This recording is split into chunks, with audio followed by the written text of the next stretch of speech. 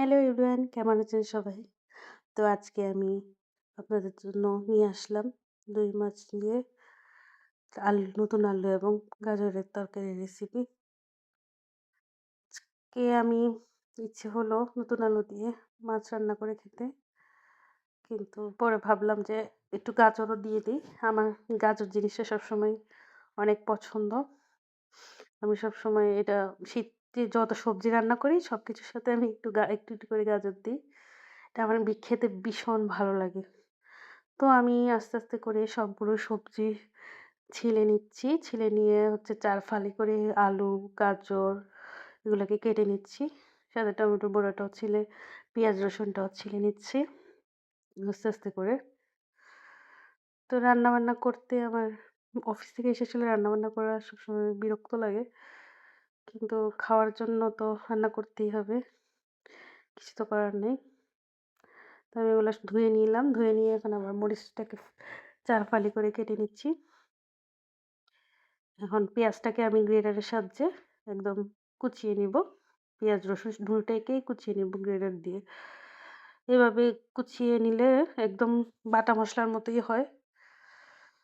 তো আমি টমেটোকেও কেটে নিচ্ছি ৪ ফালি করে। আরো কয়েক টুকরো করে নিব।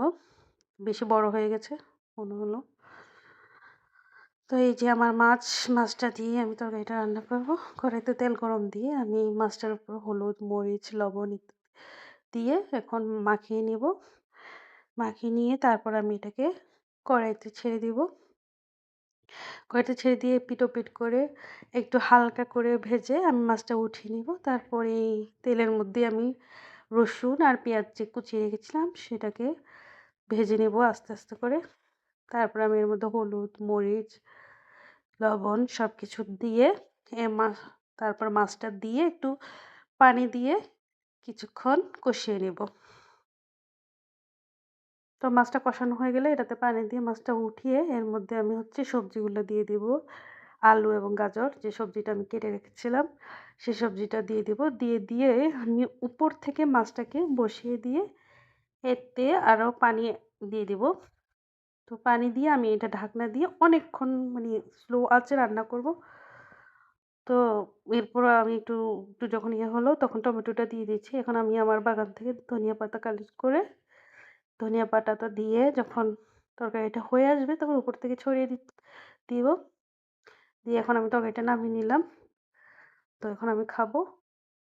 অসাধারণ হয়েছে। তো ধন্যবাদ সবাইকে। ভালো থাকবেন, সুস্থ থাকবেন।